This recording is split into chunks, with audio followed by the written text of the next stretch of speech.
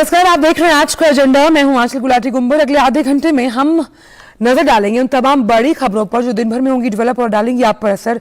तो आइए सीधे रुख करते हैं आज के एजेंडे में टॉप स्टोरीज का। संसद के बजट सत्र के चौथे दिन कई महत्वपूर्ण विधायी कार्य सूचीबद्ध। कल विपक्ष के हंगामे के चलते नहीं हो सकी थी सदन की कार्यवाही।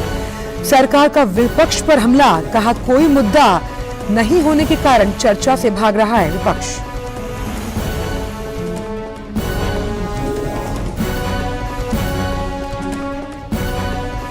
त्रिपुरा में चुनावी गतिविधियां हुई तेज। भाजपा पार्टी विजय संकल्प रैली के साथ चुनावी प्रचार अभियान की करेगी शुरुआत। अन्य पार्टी के नेताओं ने भी प्रचार के लिए बनाई रणनीति।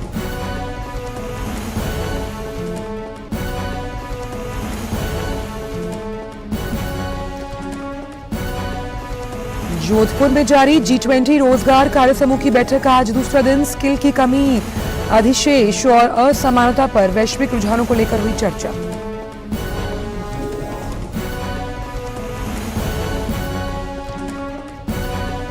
और गुवाहाटी में जारी G20 सतत वित्तीय कार्य समूह की बैठक में आज सतत विकास के लिए वित्तीय साधनों तक सभी की पहुंच सुलभ बनाने के लिए इकोसिस्टम पर रहेगा जोर।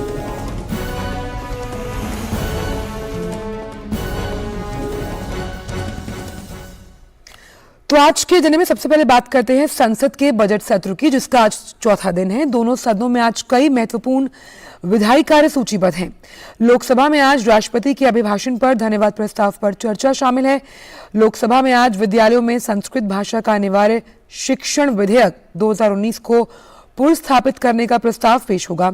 इसके साथ ही राष्ट्रीय युवा आयोग विधेयक 2019 को पुनर्स्थापित करने का प्रस्ताव भी पेश किया जाएगा। वहीं राज्यसभा में आज उपासना स्थल अधिनियम 1991 का निरसन करने के लिए विधेयक को पुनर्स्थापित करने का प्रस्ताव पेश किया जाएगा। साथ ही कई अन्य विधेयकों को भी पुनर्स्थापित करने का प्रस्ताव पेश होगा।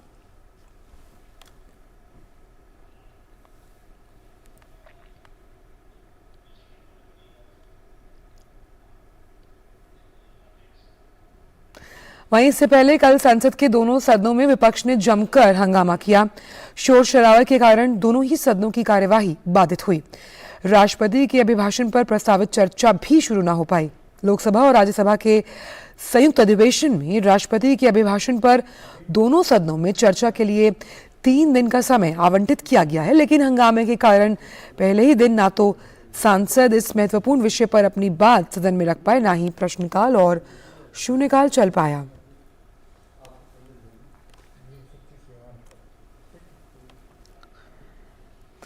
और इसी खबर पर बात करने के लिए हमारे साथ हमारे संवाददाता नीरज सिंह जुड़े हुए हैं। नीरज, तो जिस तरह से हमने देखा कि कल का दिन भी हंगामे की भेंट चढ़ गया, आज किस तरह के आसार और साफ तौर पर जो विपक्षी दल है उन्होंने एक बैठक भी बुलाई है, किस तरह की जानकारी इस पूरी खबर को लेकर?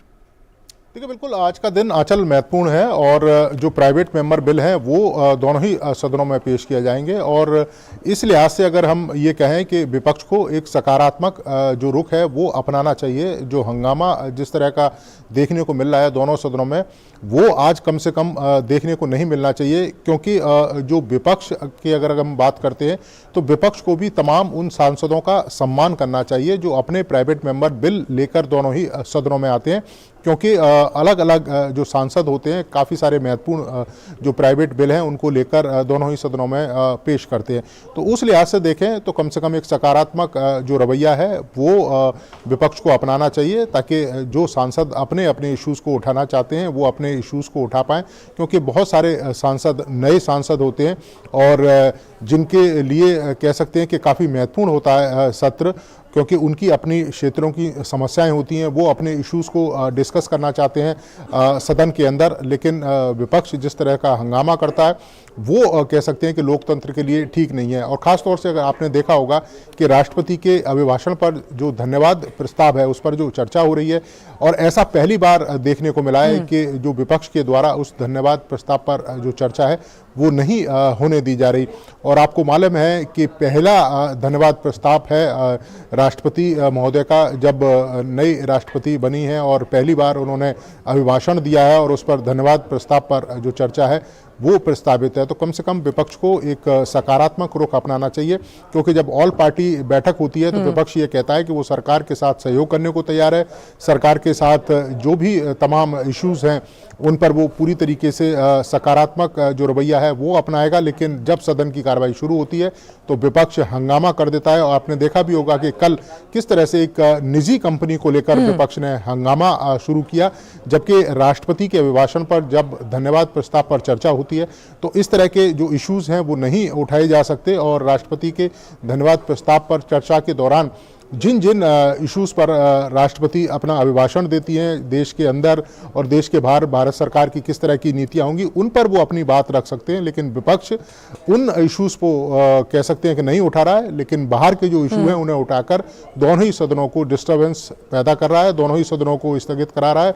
और ये कम से कम लोकतंत्र के लिए ठीक नहीं है। आज का दिन हम कह सकते हैं प्राइवेट मेंबरों का दिन है, तो उम्मीद की जा रही है कि कम से कम विपक्ष है वो आज सहयोगात्मक जो रवैया है वो अपनाएगा अपना। और नीरज, क्योंकि ये पूरा जो सत्र है ये 2 भागों में विभाजित है और काफ़ी अहम है, क्योंकि यहाँ पर हम देख पा रहे हैं कि जो संसदीय स्थायी समितियां हैं वो अनुदान मांगों की समीक्षा करेंगी, अपने अपने जो मंत्रालय और विभाग है उनसे संबंधित रिपोर्ट तैयार करेंगी।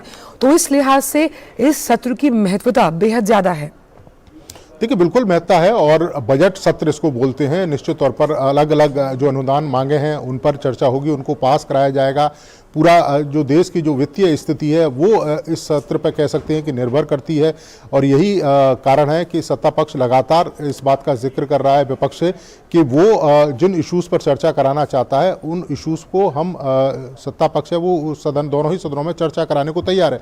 लेकिन कम से कम राष्ट्रपति के अभिभाषण पर जो धन्यवाद प्रस्ताव है उस पर विपक्ष सकारात्मक जो रवैया है वो अपनाए, और उसके बाद विपक्ष के जितने भी इश्यूज़ हैं सरकार न केवल चर्चा कराने को तैयार है बल्कि सरकार अपनी तरफ से जवाब देने को भी तैयार है। तो अब विपक्ष को ये समझना होगा कि कम से कम बेहतर और स्वस्थ लोकतंत्र के लिए ज़रूरी है कि उनका जो रवैया है वो सकारात्मक रहे। सरकार की आलोचना करने का उनको अधिकार है, लेकिन ऐसा ना हो कि आलोचना करते करते वो दोनों ही सदनों में संवाद की जगह विवाद की स्थिति पैदा करते हैं। तो ये कम से कम विपक्ष को समझना होगा। अच्छा, एक जो सवाल है वो मेरा इस संसद में जिस तरह से कार्यवाही बाधित हो रही है उससे इतर ये है कि हम जानते हैं कि सांसदों की जो वहाँ पर कैंटीन है, क्योंकि ये हम पूरा जो साल है वो मिलेट ईयर मना रहे हैं, तो ऐसा भी साफ तौर पर सामने आ रहा है कि तमाम जो सांसद हैं उन्हें अलग अलग तरीके के जो मिलेट व्यंजन है वो भी परोसे जा रहे हैं। क्यों नीरज? देखिए, बिल्कुल परोसे जा रहे हैं, और संसद भवन की जितनी भी कैंटीन है उनमें मिलेट्स भोजन की व्यवस्था है और इसकी शुरुआत हो गई है।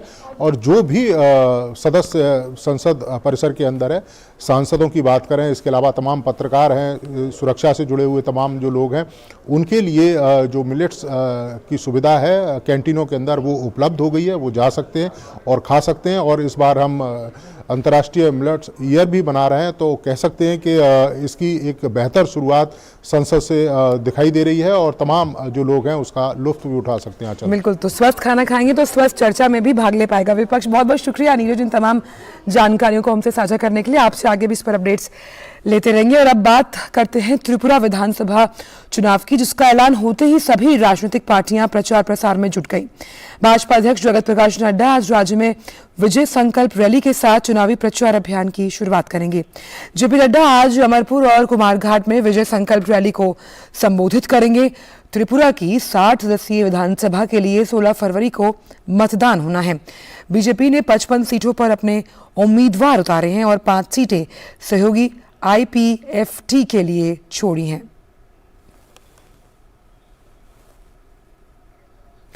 और इसी बड़ी खबर पर जानकारी देने के लिए अगरतला से हमारे संवाददाता कुमार आलोक जुड़ गए हैं। तो कुमार, हम मान सकते हैं कि त्रिपुरा में चुनावी बिगुल बज चुका है, तो जो विजय संकल्प रैली है उसको लेकर क्या तैयारी है वहां? देखिए, एक तरह से शंखनाद हुआ है यहाँ पर भारतीय जनता पार्टी की ओर से। जो उनकी रैली भारतीय जनता पार्टी के जो अध्यक्ष है जेपी नड्डा, वहाँ अमरपुर में पहली रैली होगी 12 बजे के करीब है। और दूसरी रैली जो ट्राइबल बेस्ड इलाका है वहां पर 4 बजे शाम को जेपी नड्डा मतदाताओं को संबोधित करेंगे, जनता को संबोधित करेंगे।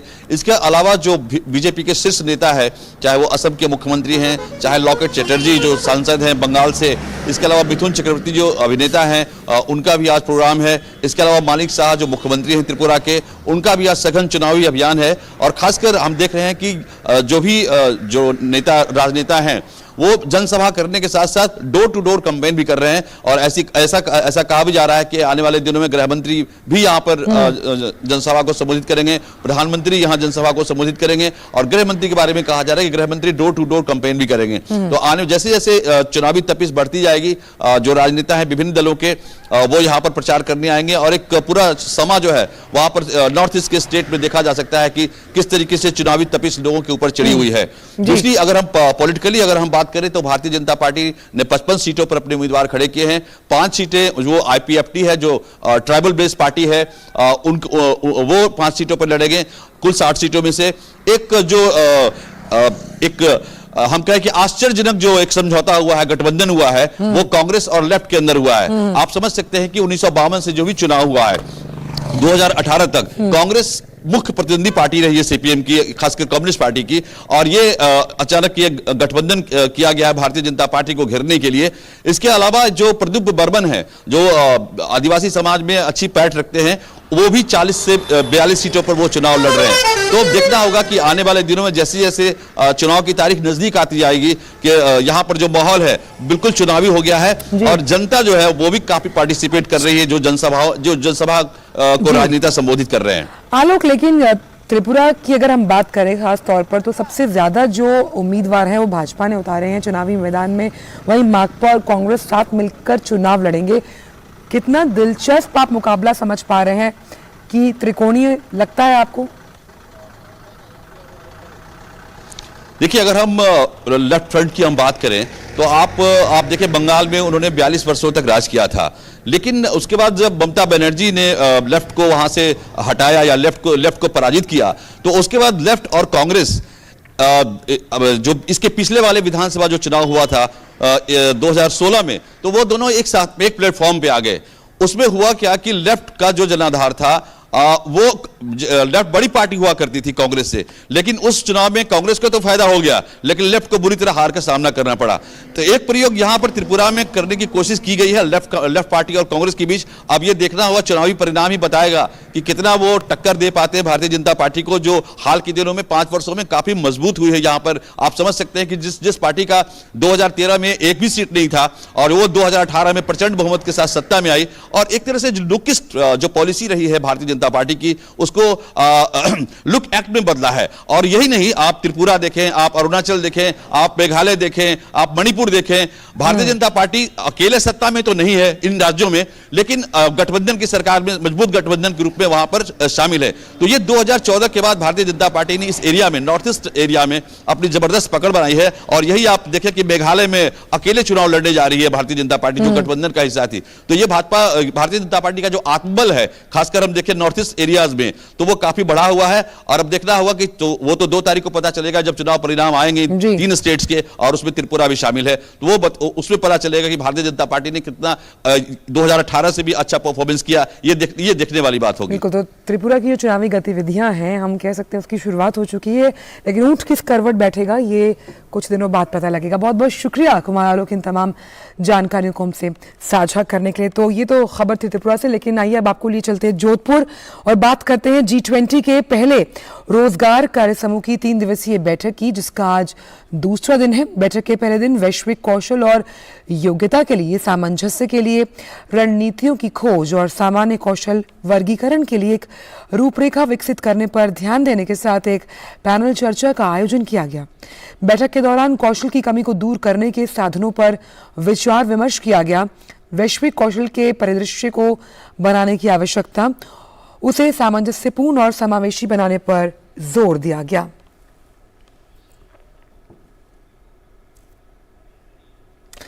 तो किस तरह से जिस कौशल सामंजस्य का हम जिक्र कर रहे हैं, उसमें द्विपक्षीय और मल्टीलैटरल साझेदारी पर अंतर्राष्ट्रीय संवाद और सहयोग की जरूरत है, उस पर भी चर्चा संभव है। साथ ही साथ क्योंकि हम सोशल सिक्योरिटी की बात कर रहे हैं, कामगारों को लेकर वो कैसे हासिल की जाएगी, क्योंकि इस मंच पर विकसित और विकासशील दोनों ही देश हैं। और इस आयोजन के संबंध में महत्वपूर्ण हम मान सकते हैं कि स्किल मैपिंग करना बेहद ज़रूरी है, उस गैप को भरना बेहद ज़रूरी है, जिसका जिक्र हमारे संवाददाता सुबह कर रहे थे। और इसी पर जो पहला सत्र था उसका आयोजन किया गया था, और कैसे प्रशिक्षण को बढ़ावा दिया जाएगा, प्रशिक्षण से जो स्किल्ड लेबर फोर्स है वो कैसे एक संगठित कार्य समूह के साथ काम करेगा, ये काफ़ी अहम। और जो तमाम ये विशेषज्ञ हैं जो इस पैनल पर मौजूद हैं, इस चर्चा में भाग लेंगे, बहुत कुछ निकलकर सामने आएगा। तो प्राथमिकता, श्रम, रोजगार, सामाजिक मुद्दों से संबंधित ये जो कार्य समूह की बैठक हुई और आज दूसरा दिन है, उस लिहाज से किस तरह से सामाजिक कार्यों को अंतर्राष्ट्रीय पटल पर हम कैसे लेकर जाएंगे आगे, उसका जिक्र भी किया गया। और कौशल कमियों को दूर करने के लिए जो तमाम साधन हैं, कौशल और योग्यता के बीच जो एक सेतु का काम करना है, क्योंकि अगर आप प्रशिक्षण पा चुके हैं उसके बाद कैसे रोजगार तक पहुंचेंगे, रोजगार मिलने के बाद कैसे सोशल सिक्योरिटी आप तक पहुंचेगी, वो बेहद अहम है। और इस पूरी चर्चा की अगर बात करें तो अधिकारी, उद्योग जगत से जुड़े जो बड़े लोग हैं, एकेडमिक सेक्टर से जो जुड़े प्रतिनिधि हैं, उन्होंने भी इस कार्य समूह बैठक में हिस्सा लिया है। तो किस तरह से इस रूपरेखा को तैयार किया जाएगा वो बहुत अहम है। और इसी बड़ी खबर पर जोधपुर से धर्मेश भारती हमारे साथ जुड़े हुए हैं फोन लाइन पर। धर्मेश, क्योंकि हम यहाँ पर कौशल सामंजस्य को बिठाने की बात कर रहे हैं, सोशल सिक्योरिटी की बात कर रहे हैं कामगारों को लेकर, तो मल्टीलैटरल लेवल पर और अंतर्राष्ट्रीय लेवल पर कैसे मान्यता मिलेगी इन्हें, उस लिहाज से भी आज की ये बैठक बेहद अहम है। देखिए आंचल, जहां तक G20 देशों का सवाल है, आपको पता है इसमें डेवलप्ड और डेवलपिंग कंट्रीज दोनों का समूह है, और एक पूरे दुनिया का एक बड़ा भूभाग जो है इस संगठन के लिए, इस संगठन को जो है रिप्रेजेंट करता है। तो यहाँ पर जो है बहुत सारी चीजों को एक प्लेटफॉर्म पे लाने का प्रयास किया जा रहा है। जैसा कि आपको पता है कि one earth, one family, one future, ये इसका पूरा कॉन्सेप्ट है। तो ये जो भी कामगार किसी भी देश में होंगे उसको लेके एक कॉमन टर्मिनोलॉजी बनाने की यहाँ पर बात हो रही है।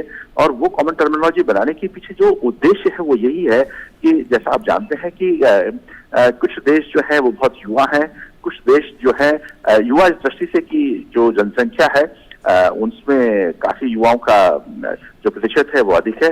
इसी प्रकार कई देश ऐसे हैं जिसमें मतलब एक अवस्था वाले लोगों की संख्या ज्यादा है, लेकिन वहाँ स्किल फोर्स है, लेकिन साथ साथ उनकी जो आवश्यकताएं हैं वो अच्छे स्किल्ड जो युवा हैं उनको उनकी आवश्यकता होगी। तो ये कहीं ना कहीं एक काइंड ऑफ बैलेंस बनाने की कोशिश पूरे इसमें कॉन्फ्रेंस के दौरान की जाएगी कि किस प्रकार हम एक कॉमन टर्मिनोलॉजी और एक बेटर स्किल वर्कफोर्स हम खड़ी करें। मान लीजिए जहां कहीं शॉर्टेज हो, जहां कहीं उसमें कमी हो या दिक्कत हो, तो वो वहां से उस गैप को फुलफिल किया जा सके। तो ये एक तरीके से न केवल लोगों को एक अच्छा स्किल एनहांसमेंट का मौका है, इसके साथ साथ सबसे बड़ी बात जो इसके अंदर है वो ये है कि लोगों को जॉब अपॉर्चुनिटीज भी इसके अंदर जो है वो आगे बढ़ने वाली है आगे, और उनके लिए आगे अवसर मिलने की पूरी संभावना है। क्योंकि एक कॉमन प्लेटफॉर्म जब खड़ा होगा, ग्रेडिंग उसमें होगी, और सबका एक इतने बड़े विभाग के अंदर अगर ये सब चीज कॉमन लेवल पे होगी तो निश्चित रूप से ये एक बहुत मतलब जिसको कहना चाहिए एक रिमार्केबल अचीवमेंट होगा। धर्मेश, क्योंकि हम स्किल मैपिंग का जिक्र कर रहे हैं, तो जो ये स्किल गैप है, अगर कहीं कौशल विकास प्रशिक्षण प्रदान किया जा रहा है लेकिन उसमें कमियां हैं, उसे दुरुस्त करने के लिए ये तमाम जो देश आज इकट्ठा हुए कल, किस तरह से उस प्रणाली को दुरुस्त किया जाएगा? देखिए ये पूरे एक जो उसका जो एक पूरा एक सिस्टम को क्रिएट करने की बात की जा रही है, एक लेवल को क्रिएट करने की बात चल रही है। अब पूरा का पूरा किस प्रकार एक सामंजस्य होगा, किस प्रकार जो अलग अलग स्किल फोर्सेस में ग्रेडिंग होगी। मान लीजिए एक उदाहरण के लिए लीजिए कि मान लीजिए कोई व्यक्ति अगर नंबर 1 का प्लम्बर किसी कंट्री के अंदर है तो वो ग्रेडिंग उसी लेवल पे जो है पूरे G20 कंट्रीज में उसी लेवल की ग्रेडिंग सभी के लिए मान्य होगी। वो जब एक प्रकार का उसको रिकग्निशन मिल जाएगा तो वो कहीं पर भी काम करेगा तो उसको वही रिकग्निशन और वही उसको उसी लेवल का वर्कर जो है माना जाएगा। तो आप इसको उस दृष्टि से समझिए कि एक व्यक्ति के लिए जो अपॉर्चुनिटी एक लिमिटेड दायरे में थी उसके लिए दायरा कितना बड़ा हो गया आपको वो समझने की जरूरत है। जो भारत हमेशा वसुधैव कुटुंबकम की बात करता है वो इसमें सीधा सीधा नजर आता है, one earth one family and one future. ये वो जो ये पूरा जो इसका एक लोगो है, जो थीम है, वो इसमें साकार होता नजर आ रहा है। आंचल, बिल्कुल धर्मेश, आप नजर बनाए रखिएगा और बहुत बेहतरीन तरीके से आपने बताया कि किस तरह से जब हम जॉब क्रिएशन की बात करते हैं उस लिहाज से मैपिंग और गैप कम करने के लिए प्रणाली को मजबूत किया जाएगा। बहुत बहुत शुक्रिया धर्मेश इन तमाम जानकारियों को हमसे साझा करने के लिए। तो अलग अलग बैठकें चल रही हैं G20 से मुतल्लिक। वहीं गुवाहाटी में G20 के दीर्घकालिक वित्तीय कार्य समूह की बैठक का आज दूसरा दिन है और आज इस बैठक का मुख्य विषय है कि एक ऐसे इकोसिस्टम को बनाने पर जोर दिया जाए जिससे कि सतत विकास यानी कि सस्टेनेबल डेवलपमेंट के लिए वित्तीय साधनों तक सभी की पहुंच सुलभ हो पाए। सतत विकास के लक्ष्यों को हासिल करने के लिए ये समूह 2021 में इटली की अध्यक्षता में अस्तित्व में आया और अब इस अभियान को भारत आगे बढ़ा रहा है। वहीं बैठक के पहले दिन कल सतत विकास को हासिल करने के लिए निर्धारित 2 लक्ष्यों पर चर्चा हुई। क्लाइमेट फाइनेंस के लिए जरूरी संसाधनों को गति प्रदान करने के लिए एक प्रणाली विकसित करने और सतत विकास के लक्ष्यों तक पहुंच जो है खास तौर पर स्थायी वित्त को मजबूत बनाने पर चर्चा हुई है। तो आज बैठक का दूसरा दिन है, काफी अहम है दूसरा दिन। सबसे अहम यहाँ पर ये है क्योंकि हम क्लाइमेट फाइनेंसिंग की बात कर रहे हैं और भारत COP21 की अध्यक्षता करता है। कैसे वो एक सोल्यूशन प्रोवाइडर के रूप में, फैसिलिटेटर के रूप में तमाम देश उसकी तरफ देख रहे हैं और जिस इकोसिस्टम का हम जिक्र कर रहे हैं, कैसे वो जो सतत विकास का हम नारा दे रहे हैं, सस्टेनेबल डेवलपमेंट जो गोल्स हैं जिसमें रिवाइव, रिसोर्सफुल एनर्जीज और रिसाइकलिंग, रिवैम्पिंग है, उस पर कैसे जोर रहेगा और वहां तक वित्त की जो उपलब्धता है उसे कैसे सुनिश्चित किया जाएगा, कैसे वो इकोसिस्टम बनाया जाएगा। उस लिहाज से जो 2 दिन की बैठक थी जिसका आज दूसरा दिन है वो काफ़ी अहम है और इन लक्ष्यों को हासिल करने के लिए ये समूह 2021 में इटली की अध्यक्षता में अस्तित्व में आया था। उस लिहाज से इसकी बैठक काफ़ी अहम और सबसे अहम बात, भारत इसमें अग्रणी भूमिका निभा रहा है कि कैसे इसमें आगे बढ़ा जाए। क्लाइमेट फाइनेंसिंग का हम जिक्र कर रहे हैं और जिन 2 लक्ष्यों पर बात हो रही है, जो निर्धारित लक्ष्य हैं, वो कैसे हासिल होंगे इसका जिक्र कल हमने देखा जब अपने संवाददाता से हमने बात की थी कि कैसे तमाम जो अन्य देश हैं जिसमें विकासशील विकसित देश हैं वो सतत विकास के लिए वित्तीय साधनों की उपलब्धता कैसे सुनिश्चित करवाएंगे। क्योंकि जब हम सस्टेनेबल डेवलपमेंट की बात करते हैं तो विकासशील देशों का रोल इसमें बहुत अहम हो जाता है, जिसका जिक्र जब भारत ने इंडोनेशिया में बाली में जब G20 की बैठक हुई थी और वहां से अध्यक्षता औपचारिक रूप से ग्रहण की थी, तब भी प्रधानमंत्री ने उस मंच के माध्यम से कहा था कि विकासशील और विकसित देशों का एक साथ काम करना टेक्नोलॉजी ट्रांसफर में बेहद जरूरी है ताकि जिस सतत विकास का लक्ष्य हम देख रहे हैं वो पूरा हो पाए।